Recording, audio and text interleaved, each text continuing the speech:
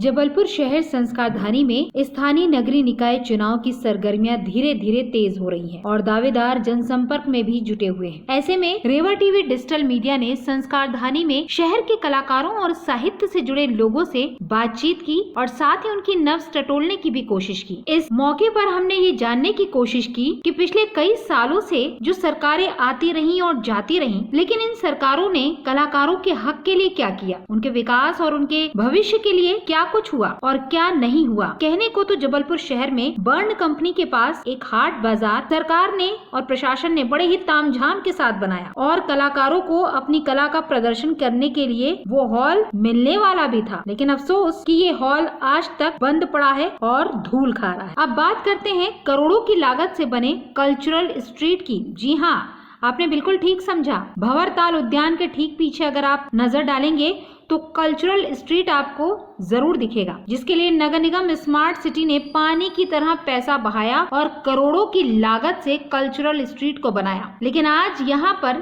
सिर्फ सरकारी आयोजन ही आपको देखने को मिलेंगे। वहीं बात करें अगर मानस भवन की, तो जिसके फ्रंट साइड पर स्मार्ट सिटी का शानदार ऑफिस बना है और आगे आप बढ़ेंगे तो आपको मानस भवन का वो हॉल दिखाई देगा जहाँ पर सांस्कृतिक गतिविधियां होती हैं और कार्यक्रम आयोजित किए जाते हैं। लेकिन यहाँ पर भी कलाकारों को सबसे पहले इसकी बुकिंग करानी होती है और इसकी बुकिंग करते वक्त एडवांस जमा करना होता है। महीनों पहले इसकी डेट ली जाती है और उसके बाद ही बुकिंग होती है। लेकिन एंड टाइम पर अगर कोई सरकारी या प्रशासनिक कार्यक्रम आ जाता है तो आपकी बुकिंग कैंसिल भी हो जाती है। मतलब ये कि आपको आपके कार्यक्रम के लिए मानस भवन नहीं मिल पाता है। चलिए अब बात करते हैं चंचलाबाई कॉलेज की, जहां शाम को कलाकार फ्री होकर प्रैक्टिस करते थे और साथ ही अपनी रिहर्सल किया करते थे। लेकिन फ्लाईओवर के कारण अब उन्हें वहां से भी चलता कर दिया गया है। अब ये बेचारे कलाकार किसी भी परिचित के छत पर, उनके घर पर, हॉल में ये प्रैक्टिस करने के लिए मजबूर है। जब हमने इनसे बातचीत की और इनके दर्द को जानने की कोशिश की तो आप खुद ही सुन लीजिए कि इनका क्या कहना था। जबलपुर शहर संस्कारधानी में होने वाले हैं नगरीय निकाय चुनाव, लेकिन नगरीय निकाय चुनाव की बात अगर हम करें तो हम बहुत सारी बातें करते हैं और उनमें जो एक तबका है वो कलाकारों का है, साहित्य का है, दर्पण का है।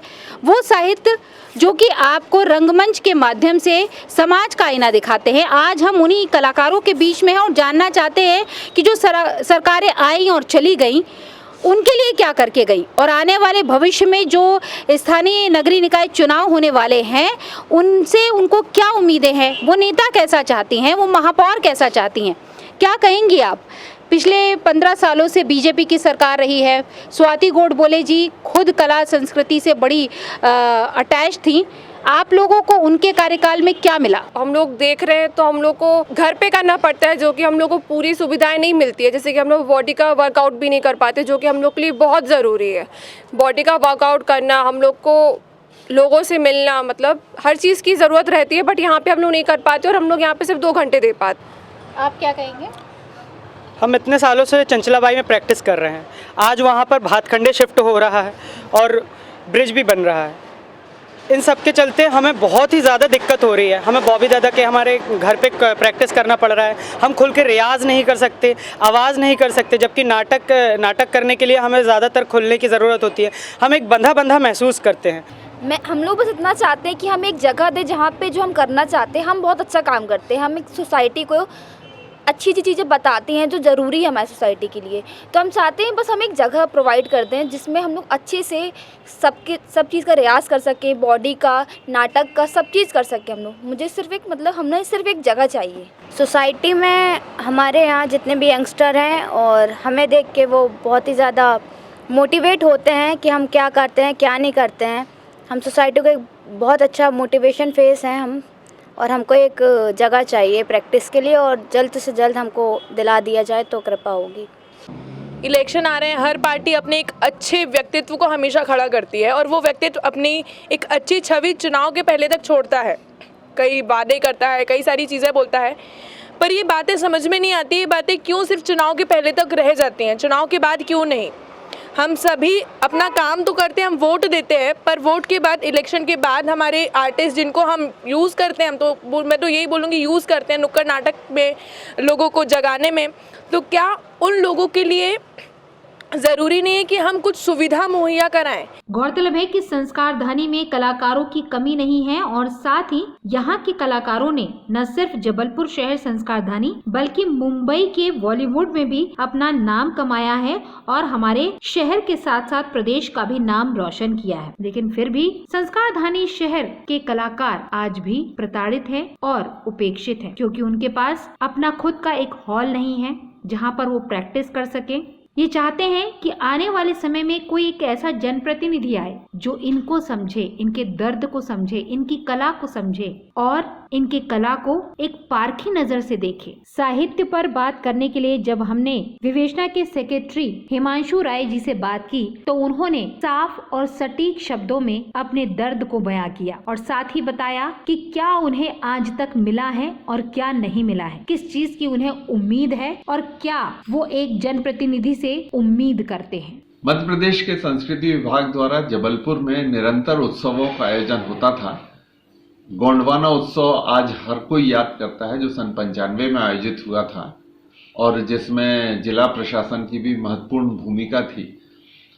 इसके बाद से हम ये देख रहे हैं कि जबलपुर में सांस्कृतिक गतिविधियां तो बढ़ी, लेकिन शासकीय गतिविधियां घटती गईं। लेकिन फिलहाल ये स्थिति है कि हमारे शहर में सांस्कृतिक गतिविधियां जो शासकीय होती थीं अब वो लगभग नहीं हो रही। सन 1989-90 में हमें एक नाट्यगृह आंदोलन करना पड़ा था, क्योंकि जबलपुर में पूर्ण सज्जित कोई नाट्यगृह नहीं था। पहले शहीद स्मारक एकमात्र सहारा हुआ करता था, लेकिन बीच में वो बंद हो गया था। हालांकि अब वो खुल गया है और बहुत अच्छे सुधारों के साथ वो अब उपलब्ध हो गया है। मानस भवन को बार बार सुधारा गया है, अभी फिर से वो सुधर गया है। उसमें करोड़ों रुपए का व्यय हुआ है, लेकिन उसमें लाइट साउंड ना होने के कारण, जो कि वहाँ है लेकिन चालू नहीं है, जिसमें बड़ी राशि खर्च हुई है, उसके बावजूद वो चालू नहीं होने के कारण वो किसी के काम का नहीं है। और उसमें जब कोई आयोजन किया जाता है तो हजारों रुपए खर्च होते हैं। हम ये चाहते थे कि हमें और किसी आर्थिक मदद की जरूरत नहीं है, लेकिन ये जो कार्यक्रम करने के जो खर्च हैं ये न्यूनतम होना चाहिए, बल्कि इन्हें लगभग मुफ्त में दिया जाना चाहिए। तभी हम बहुत सारा खर्चा करने के बावजूद इन कार्यक्रमों को कर पाएंगे। जबलपुर की सांस्कृतिक गतिविधियों की संख्या बहुत बढ़ सकती है यदि हम इस तरह से सस्ती सुविधाएं उपलब्ध कराएं। अभी कल्चरल स्ट्रीट बनी है और कल्चरल स्ट्रीट में जो हॉल बनाया गया है, अभी उसमें लाइट की व्यवस्था नहीं हुई है, बहुत सारी दूसरी परेशानियां हैं। बर्न कंपनी के पास में भी एक हॉल बना है जो अभी तक मतलब कलाकार वहां नहीं पहुंच पाते। बर्न कंपनी के साथ बड़ी दिक्कत है।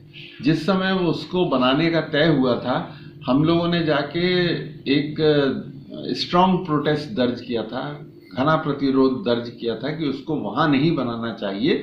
लेकिन उस समय जो भी शासन में थे उन्होंने कहा कि नहीं, बनेगा तो वहीं बनेगा। उनकी भी कुछ मजबूरियां रहती हैं, जहां शासकीय भूमि उपलब्ध हो पाती है वहीं वो बनाना चाहते हैं। लेकिन उसका परिणाम ये हुआ कि वो बना तो है। दूसरी बात ये हुई कि उसमें संस्कृति विभाग और जबलपुर विकास प्राधिकरण में लंबे समय तक झगड़ा चला, इसलिए वो उसमें बहुत सारा काम नहीं हो पाया। आज भी उसमें बहुत सारा काम होना है, जो बहुत राशि के हिसाब से बहुत ज्यादा नहीं है। ये बड़ी क्रूरता है कि करोड़ों रुपए शासन के खर्च हो जाएं और किसी को चिंता नहीं है कि वो उसका कोई उपयोग हो सके। तो इस तरह की हालात हैं।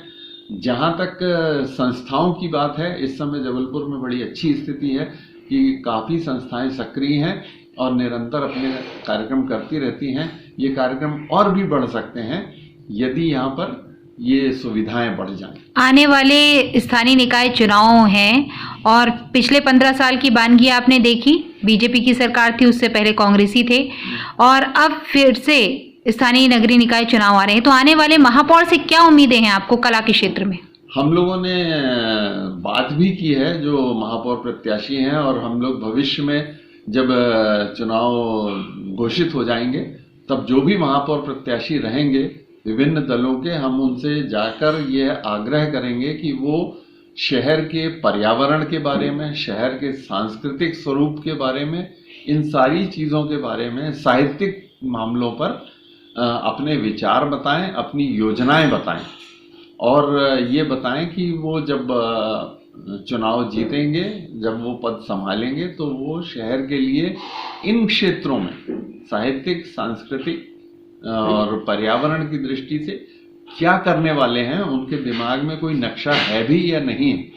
पिछले महापौरों के साथ ये दिक्कत हुई है कि उनके सामने कोई भी दृष्टि नहीं थी। हम लोगों ने बार बार जाके ये बोला, हालत ये है कि शहर में इतनी धूल उड़ती है, इतनी धूल उड़ती है, वो तो नगर निगम का ही काम है ना कि शहर सड़कों पर धूल ना उड़े, सड़कें धोई जाएं, सड़कों से धूल हटाई जाए। हमेशा एक ये कह दिया जाता है कि हमने एक मशीन खरीदी है, 2 मशीनें खरीदी हैं जो वो धूल को साफ करती रहती हैं। दिक्कत ये नहीं है, दिक्कत ये है कि हमारे नागरिक को शुद्ध हवा मिले, शुद्ध पानी मिले और शुद्ध सांस्कृतिक साहित्यिक वातावरण मिले। वाचनालय नहीं है शहर में, जो थे वो बंद हो गए हैं। गांधी भवन की एकमात्र लाइब्रेरी है और वो बहुत दुर्दशा को प्राप्त है। तो ये सारी चीज़ें शहर में होना चाहिए और इनको नगर निगम ही कर सकता है। इसके लिए कोई अलग से देवता प्रकट नहीं होंगे, जनप्रतिनिधि वैसा होना चाहिए। हाँ, तो ये उनकी दृष्टि में होना चाहिए कि हमें ज़्यादा से ज़्यादा सार्वजनिक बैठकों के स्थान निर्मित करना चाहिए। शहर में कोई कला वीथिका नहीं है। रानी दुर्गावती संग्रहालय में जो हॉल है वो जैसे तैसे हम लोगों ने प्रयास करके प्रशासन के दयालु प्रशासकों को समझा बुझा के कुछ करवा लिया है, लेकिन उसके पीछे भी पुरातत्व विभाग का दैत्य पूरे समय दौड़ता रहता है कि वो किसी भी तरह से बंद कर ले उसको। तो ये सारे झगड़े चलते रहते हैं, लेकिन हम लोग ये चाहते हैं कि शहर में कम से कम 4-5 कला वीथिकाएँ हों, 4-5 ऐसी जगहें हों जहाँ सांस्कृतिक कार्यक्रम हो सकें। जो जगह उपलब्ध हैं उनके किराए न्यूनतम रहें ताकि उनमें जाके कार्यक्रम हो सकें। सबसे बड़ी दिक्कत ये है कि नगर निगम में जो अभियांत्रिकी विभाग है उसमें कोई भी, और आर्किटेक्ट तो है ही नहीं, तो उसके कारण जो भी निर्माण होते हैं वो इतने खराब होते हैं, इतने बेहूदे और गैर कलात्मक होते हैं कि उनसे शहर की छवि बहुत खराब होती है। तो सुना आपने, साथ में देखा भी कि कलाकारों की क्या मांग है और विवेचना रंगमंडल के सचिव हिमांशु राय जी का क्या कहना है। उनका यही कहना है कि नेता ऐसा होना चाहिए जो इनकी कला को समझे और इनके भावनाओं को समझे। शहर में विकास के साथ साथ कला, संस्कृति और साहित्य की तरफ भी ध्यान दे। नेता ऐसा होना चाहिए जिसका विजन क्लियर हो, जो कि विकास की तरफ आगे बढ़े।